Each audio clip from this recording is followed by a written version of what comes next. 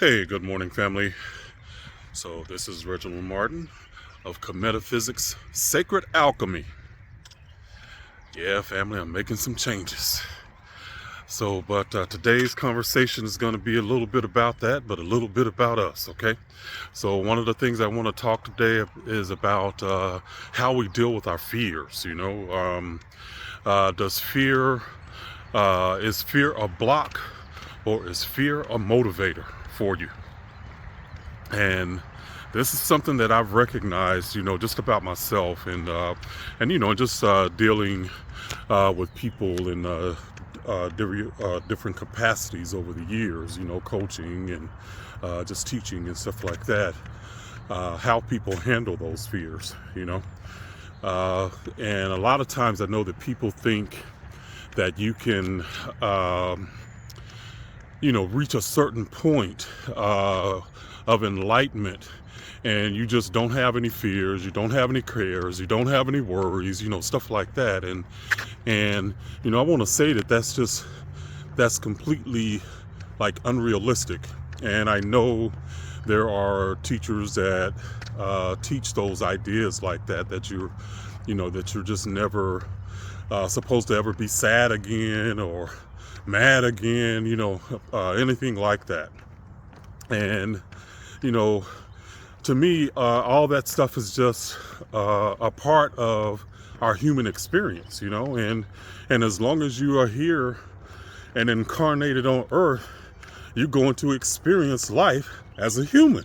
So it's just, to me, it's just common sense. It's just you can't stop being human while you're human.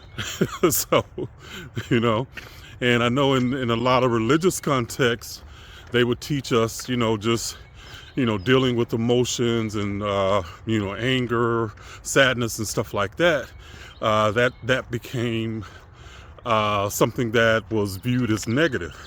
And again, you're human, so you're going to have those things that go through you as long as you're dealing with other people and stuff, man. Somebody's going to tweak you or poke at you or whatever. It's just, things just happen. So I think that to set up that type of thinking, really, it can paralyze you. It makes you become disconnected from your own inner guidance and wisdom.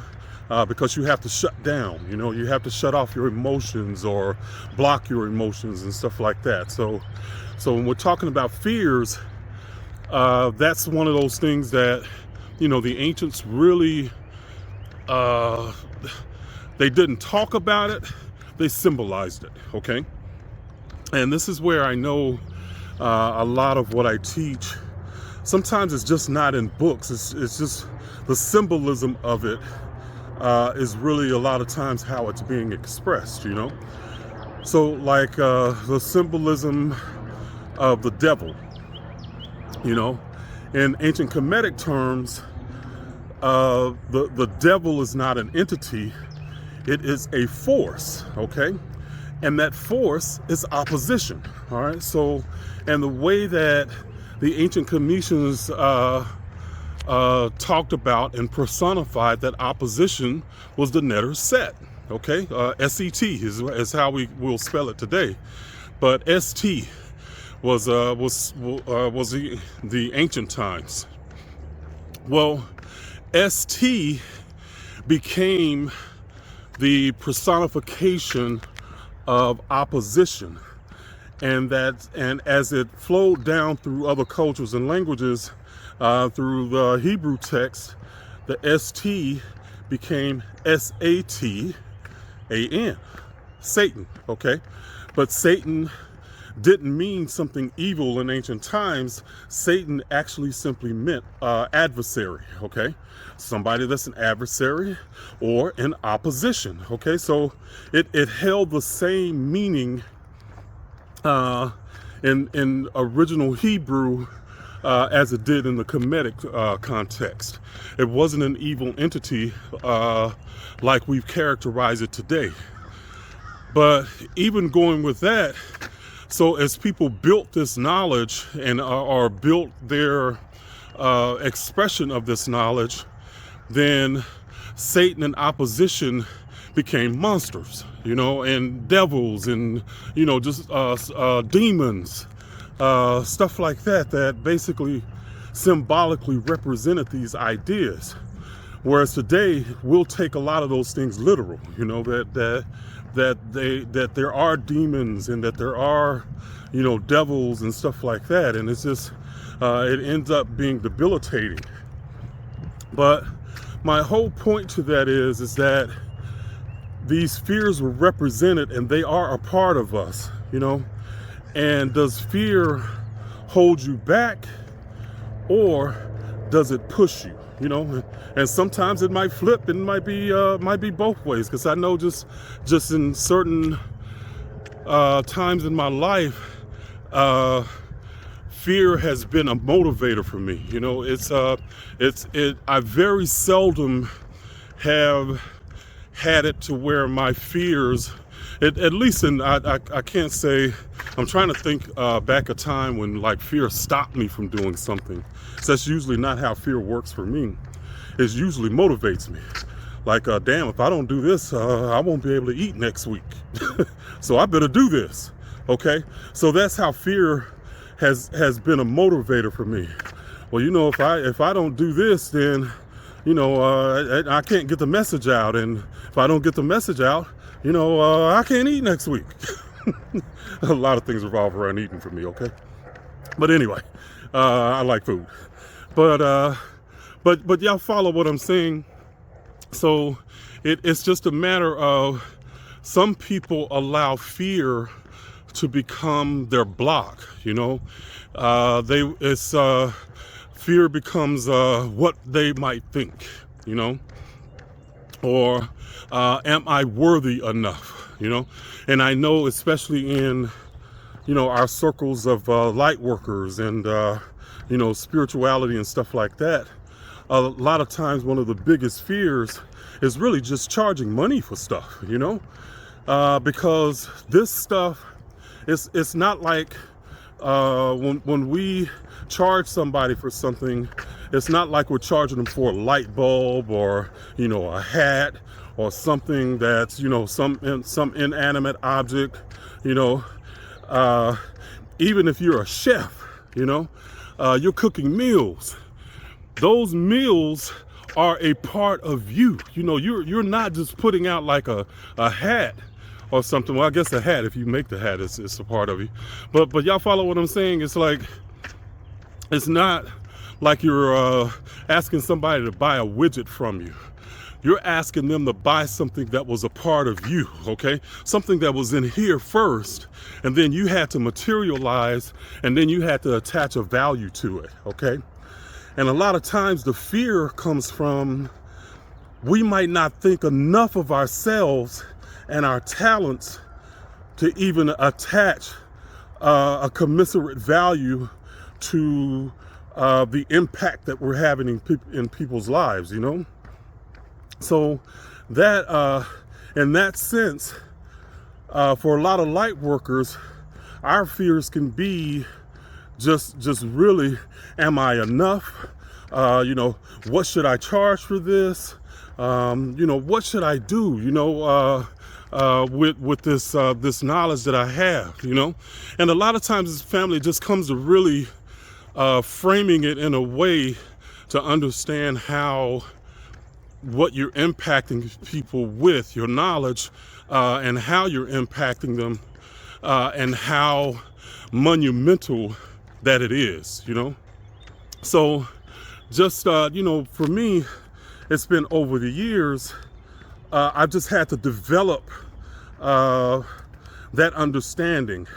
And just after years and years of helping others, and others telling me how, what kind of an impact that my work does, family, it just builds confidence, It builds confidence in knowing what you can do for others and helping them.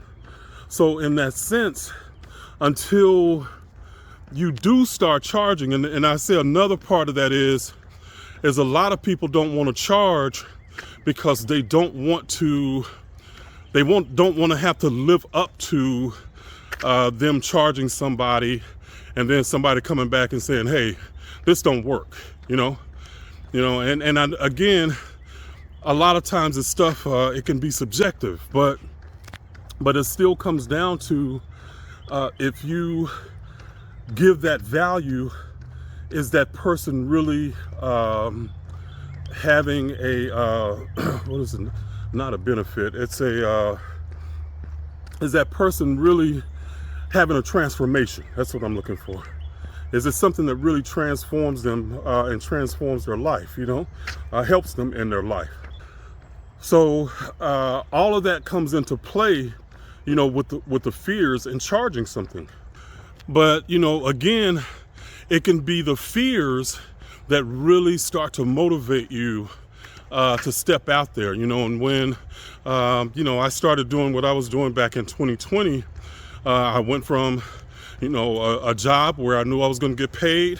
I was a teacher here in Texas, and we get paid monthly. So I don't know if that's the way it is anywhere, everywhere else, but we got paid once a month. Damn, I hated that. But it always seems like I had more month than money. Shit. but that was the way it was. But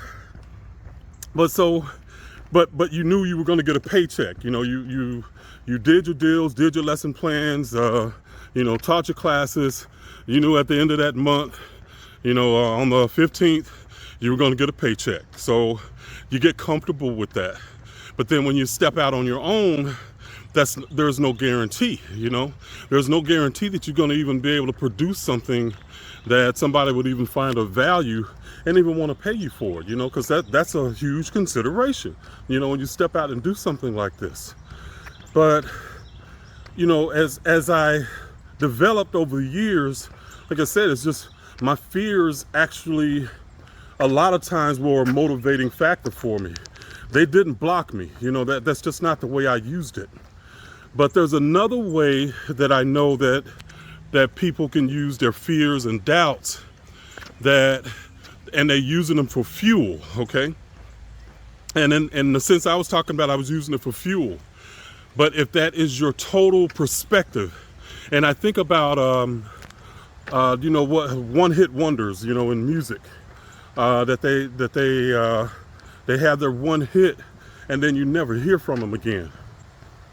And I have to wonder, why is that? And I wonder if they use fear as their fuel.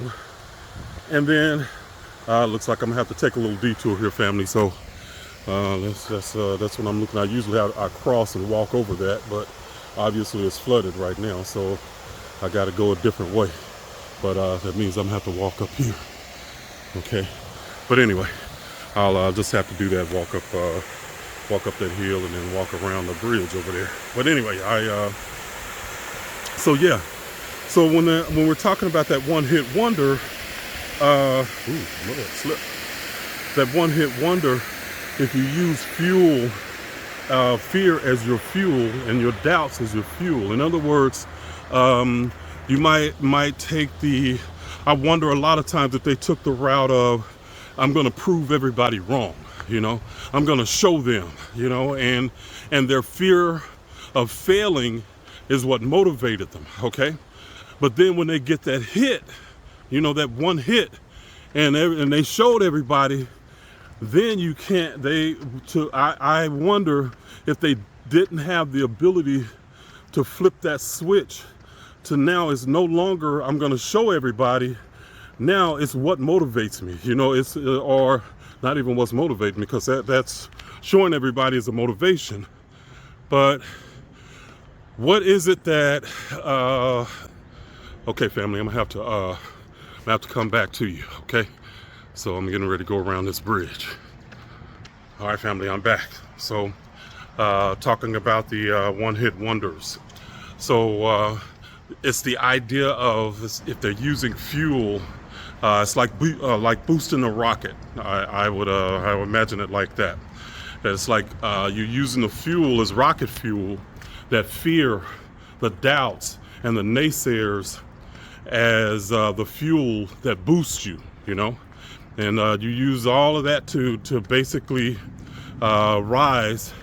And then once you hit that point where you feel like you've made it, then it's like that fuel just dissipates, okay? That you no longer have to prove them. You know, nobody doubts you anymore, and that fear and the fear and doubts that using that as fuel is gone. But if you're unable to shift to a place where you're going after your dreams, you know, to manifest your dreams, then you stay stuck, okay? Because otherwise you have nothing else to motivate you. So it really comes about being a recalibration where fear has been your fuel. Now you have to switch to where your dream is your fuel, you know? And for a lot of people, that is hard to do, you know, because it's just the fear. A lot of times it's the fears that drive us more than our dreams. And when that is the case, you know, it ends up creating that spot where you just run out of fuel and you can't do it. You know, you can't go any further because you just don't have anything else, any other fuel left to burn. So, and I think a lot of times, family, I share with you what I'm going through a lot of times because, you know, I'm just like you, you know, and just like so many people, and I know so many of y'all can relate to, you know, a lot of the things that I go through. And like, you know, just recently, you know, I was just hit with this vision, you know, about the things that I teach, that I know that it is, I know that what I teach is life-changing. I know it impacts people in a major way. But what I still want to have, like, you know, a larger impact. And so now my dream is to teach teachers, you know, teach teachers and leaders this knowledge that I have, that I know is not always easy to come by, because, you know, you can, man, read, you know, a lot of books and stuff, but, you know, I know that the way that I have constructed this is something that is really unique, you know, in the marketplace. So I've gotten this vision of creating really a certification path. And it's just something that, you know, that has come out of me. And I know that it is because of the growth in me, you know, because, you know, again, it's just doing something like that, you know, something new, something that's different. You know, you don't have any track record that you run on, you know, as far as your own personal, you know, successes or not. And in a lot of ways that can be something that can hold us back. You know, if we hadn't had success at it before, then it becomes a block, because it becomes a fear, you know, a fear of failure. And I was gonna just say a quick addendum, family, the Metaphysics Sacred Alchemy, I'm gonna be rebranding just the things that I do, my site and my YouTube channel and everything, because comedic-centered living is really, I see that now as almost, it's like a limitation, you know? And because so many people, as soon as they hear the word comedic, they already formulate an idea of what they believe it is. And usually it's based on other people who call themselves comedic that are essentially history teachers. And I don't teach history, you know, well, not in the context of just giving information like that. You know, I teach transformation, you know, personal transformation, and I do it in a way that is deep and lasting for people. And, you know, and I recognize that, you know, that is something different than a lot of the really very superficial self-help things, you know, even like the law of attraction ideas, you know, basing most things on positive thinking, or just something that's superficial that people really can't go any depth into any depth with it. So metaphysics, sacred alchemy is going to be where I'm moving towards, and well, not moving towards. It's something that I've already been doing that, but the idea of comedic centered living has really been a limitation, and this is something I've been wrestling with for really a year or two, and I just decided to go ahead and do that, and just make that change. So you'll be seeing just a little bit of, but what I'm doing, that won't change. It's just how I frame it. That's going to change. It's not going to be, just based on comedic, because what I do is a lot more than that. Okay. All right, family. And and I used to deal with that kind of stuff, but now that I've learned these principles, I don't let fear of failure be my block, and I do recalibrate to where it's my dream that drives me. Now, that doesn't mean that I don't have fears and doubts along the way about stuff, but it means that I'm not going to let it deter me, And so, family, I would say to you, the same thing is just, family, you're going to be going through things, especially those of us that do stretch, those of us that do try to move out of our comfort zone and do more or be more, or even see ourselves as more than what we are today, and family, it doesn't, and this is where I was saying, when you reach this spot where you've become enlightened, the only way that things that you don't ever come across fears and stuff again is that you never ever try anything else again. You never ever stretch yourself again. Because when you do that, your family is going to talk about you. People around you is going to talk about you. People online is going to talk about you. It's just part of the territory when you try to stretch and become more, Don't let fear be your block. Use it for fuel when you need to, but recognize what you're doing when you're using fear for fuel. Just recognize what you're doing, and then and be able to shift to, recalibrating to having your dream be your fuel, for manifesting the life that you want. That's what you want to do, You have a certain way that you want to live your life, and when you want to make that come to fruition, then you want to ride on how life is going to be better for you, how life is going to be more impactful for you. And when you do that, then it becomes the dream that fuels you, So, but yeah, family, I'll be letting you know as I'm getting everything together. So it's all coming together pretty quick as far as the certification program that I'm going to be doing. And but I'll be letting you know what how you can get more information about that, and also we can see if it's something for you. So this is family, this is not going to be for the masses. This is for the people who are today, they are confident in who they are, and they are leading, they are already doing that in some capacity. So that's who it's going to be geared towards.